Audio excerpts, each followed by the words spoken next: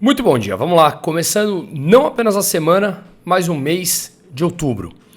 Temos um novo apoiador no canal que nos ajuda ou ajuda a fazer consultoria, todo o trâmite para aquelas pessoas que querem legalmente sair do país. Tem uma frase que eles me falaram que foi verdadeiramente impactante. Se o brasileiro soubesse como é fácil ir embora do Brasil, esse país já estava quebrado. Vou passar umas notícias, daqui a pouco eu passo sobre a empresa.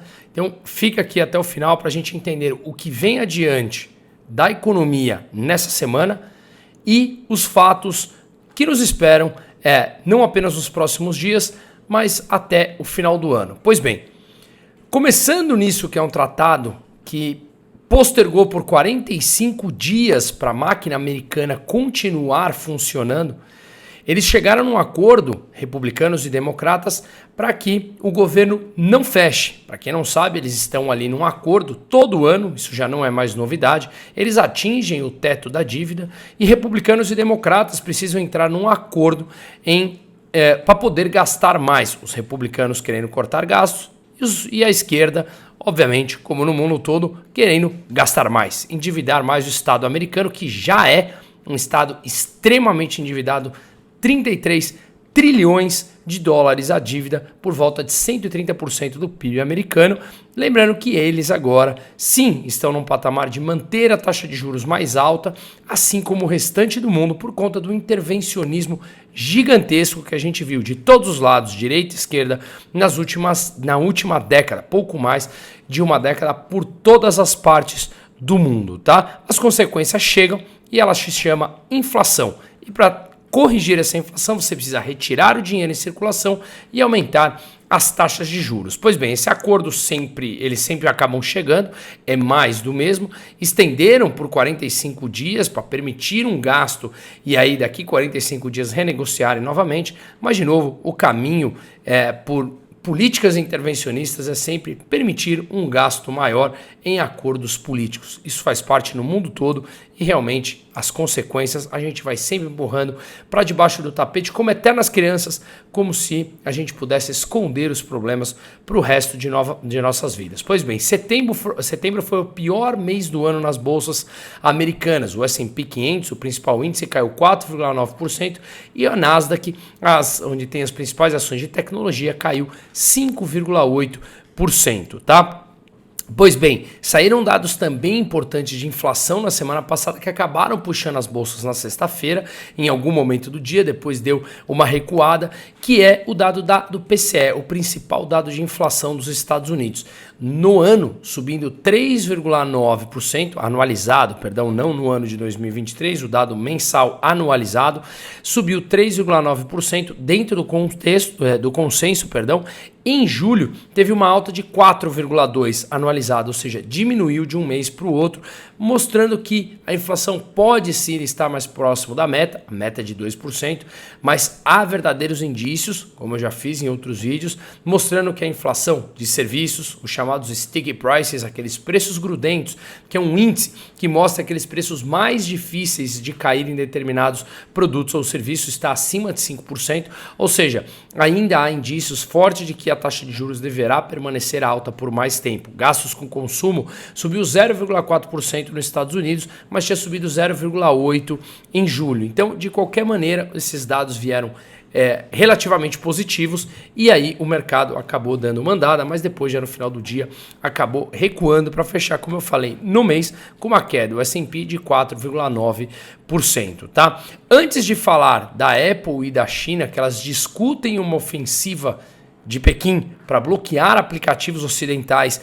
de iPhones lá na China, vamos falar desse nosso parceiro em que ele faz consultorias, ajuda a sair do país para aqueles que querem abrirem empresas, sentar com a família e entender a necessidade de cada um, se a necessidade é profissional, se a necessidade é pessoal, encaixar aquelas dúvidas e aqueles pontos que são mais importantes para cada um de nós para determinar quais países podem receber.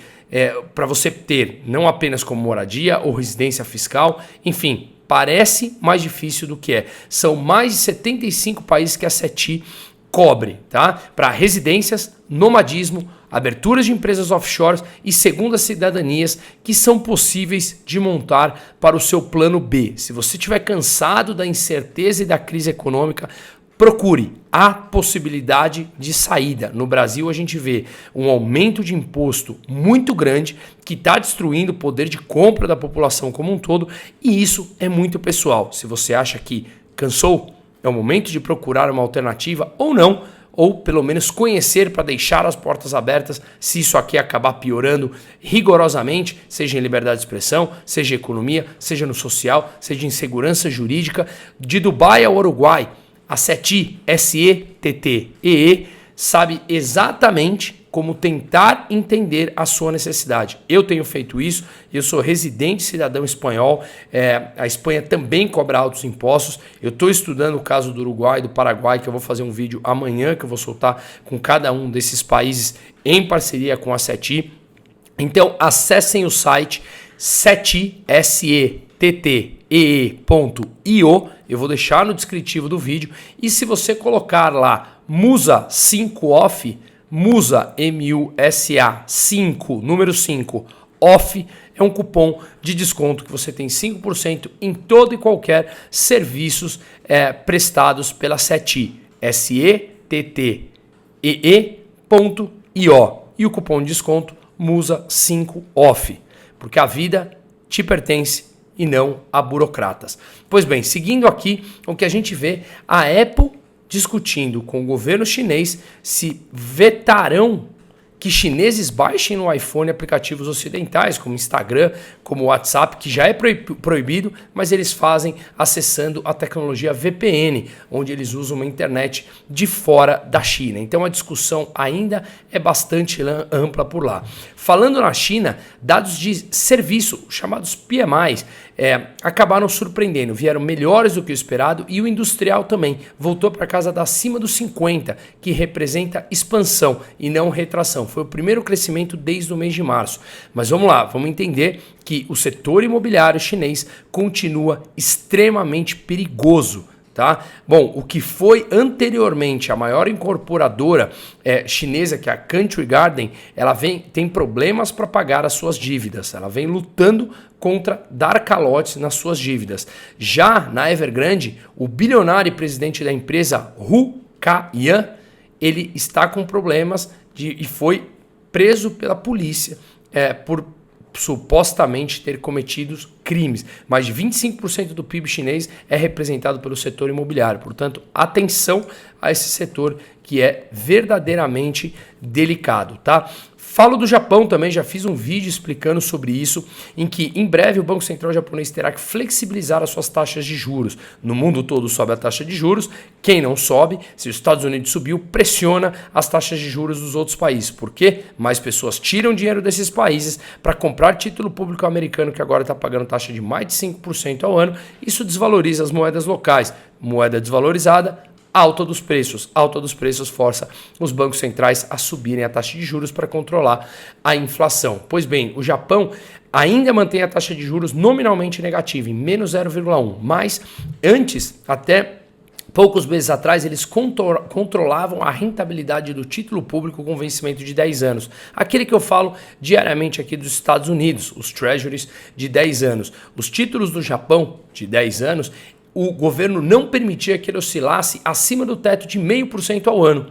E eles passaram essa barreira, flexibilizaram até 1%. E agora essas taxas elas vêm trabalhando lá na máxima, no novo teto, mesmo com interferência governamental. Essas interferências no médio e no longo prazo nunca funcionam, por isso que em breve o Banco Central japonês terá que sim subir a taxa de juros. A gente fala aqui nesse canal há mais de um ano isso, e eles começaram a falar que não vem outro caminho senão essa flexibilização monetária. Caso contrário, terão que arcar com as consequências de uma moeda desvalorizada que acaba levando a um processo inflacionário como um todo.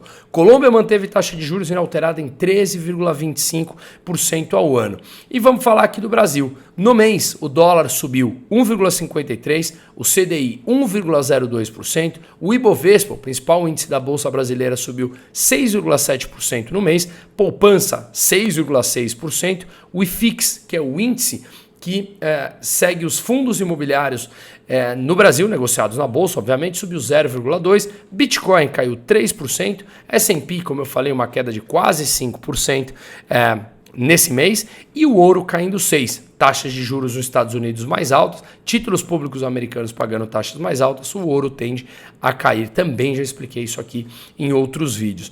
Pois bem, o IBAMA concedeu uma licença ambiental para fazer pesquisas na bacia Potiguar. A Petrobras vai começar a perfurar o solo lá para encontrar petróleo. Essa é uma das 5 regiões chamadas da margem equatorial, em que eles estavam em discussão se o IBAMA permitiria ou não, tá? Então eles devem começar essa perfuração no mês que vem e a expectativa da Petrobras é que eles encontrem alguns bilhões de barris de petróleo, assim como a ExxonMobil encontrou ao norte, na Guiana Francesa, em outro ponto da margem equatorial. A discussão é que esse governo se diz limpinho. Vamos lembrar que a queimada no mês passado, na Amazônia, foi recorde desde 1998. Mas é esse governo que mente compulsivamente e, infelizmente, alguns ingênuos caem nessa narrativa de que o governo é preocupado com a inclusão, de que o governo é preocupado com a Amazônia, de que o governo é preocupado com os pobres. Ora, todas as suas políticas intervencionistas levam à desvalorização da moeda, um endividamento público maior. No curto prazo enganam os mais pobres, no médio e no longo prazo é o aumento da pauperização no Brasil através dessas pessoas perdendo o poder de compra. Todos nós perdemos, mas o mais pobre perde mais e é justamente eles que acreditam nessas mentiras desses governos que se dizem progressistas, que o governo brasileiro atual não tem nenhum tipo de ideologia, é poder pelo poder, pura e simplesmente. Mas é claro, a mentira é mais fácil de vender do que a verdade. Eles precisam se vender como progressistas, como pessoas que pensam nos pobres, caso contrário, não teriam voto algum. E no momento que as pessoas subirem um pouco mais de grau de capacidade de discernimento e educação política e financeira, como já vem acontecendo, obviamente ninguém mais vota nesse tipo de gente.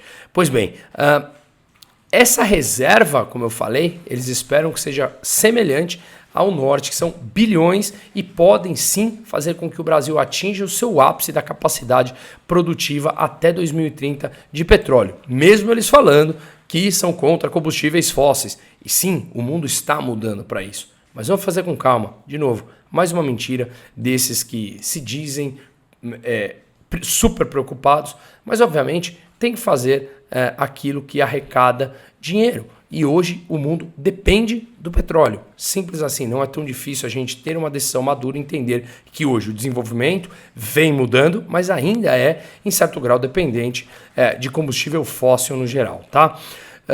Pois bem, no Brasil, a taxa de desemprego ficou em 7,8%, menor nível desde 2015. Vamos entender que o nível de serviços está forte ainda, depois de todos os efeitos que a gente teve na pandemia. Não devemos esquecer todas as reformas que foram feitas lá desde 2016, reforma trabalhista, reforma previdenciária, lei da liberdade econômica, lei das estatais, que agora esse governo mudou para colocar os seus amiguinhos no comando das empresas estatais e dos fundos de pensão novamente, que já está totalmente controlado novamente. Mas esse tipo de reforma, ele surte efeito no longo prazo.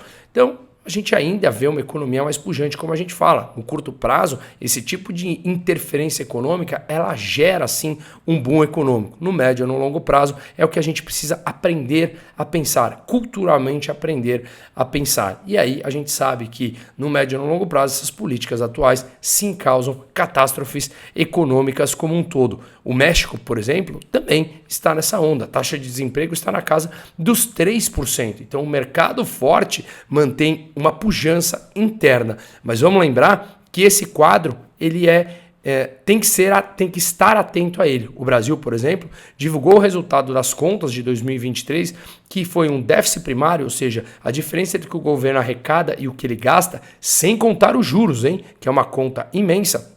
O dado já é negativo em 104 bilhões de reais. O pior resultado da série histórica. Ou seja, o Brasil voltou a ter déficit que o Brasil sempre teve déficit e aí em 2022 a gente conseguiu ser superavitário. O Brasil foi o único país no mundo que conseguiu diminuir a sua dívida pós-pandemia.